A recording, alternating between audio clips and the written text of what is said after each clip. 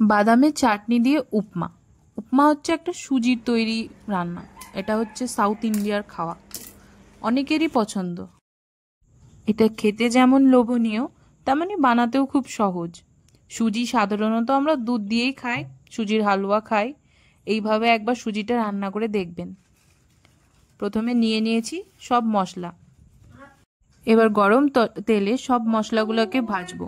প্রথমে দিলাম লঙ্কা, একটু হিং দিবেন, তারপরে দিয়ে দেবো একটু বাদাম ডাল, মুগ ডাল আর মাসকলাইয়ের ডাল।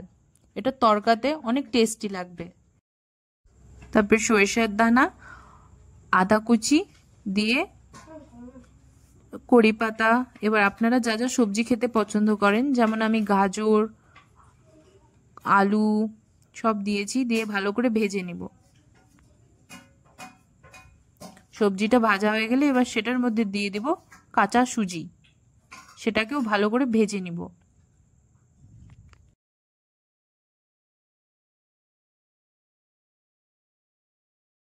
সুজিটা ভেজে যখন হালকা গরম হয়ে যাবে, তখন সেটাতে গরম জল ঢেলে দেব।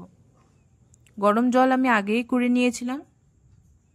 গরম জলটা দিয়ে সেটাকে ভালো করে নেড়ে চেড়ে, অ্যাকচুয়ালি ওটাকে সিদ্ধ করতে হবে ভালো করে। এবার সবজিটাও ভাজা হয়ে গেছে, সুজিটাও ভাজা হয়ে গেছে, দুটোকেই সিদ্ধ হয়ে এবার সেটাতে একটু ঘি ঢেলে দেব, দিয়ে আবার একটু হালকা নাড়াচাড়া করে সেটা রেডি সার্ভ করার জন্যে।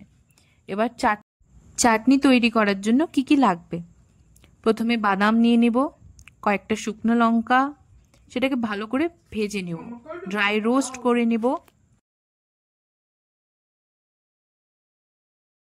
সেটা হালকা রোস্ট হওয়ার পরে সেটার মধ্যে দিয়ে দিব কয়েকটা রসুন আর এক টুকরো আদা। ভালো করে সেটা ভেজে নিয়ে সেটাকে নামিয়ে নেব।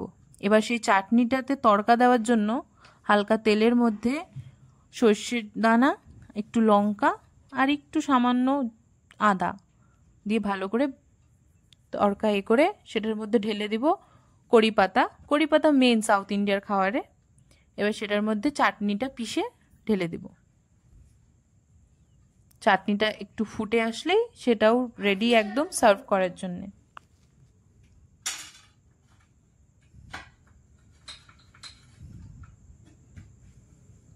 এবার চাটনিটাকে সার্ভ করব, গরম গরম চাটনি আর উপমা। আপনারাও রেসিপিটা ট্রাই করবেন আর অবশ্যই জানাবেন আপনাদের সাউথ ইন্ডিয়ান খাবার কার কার ভালো লাগে।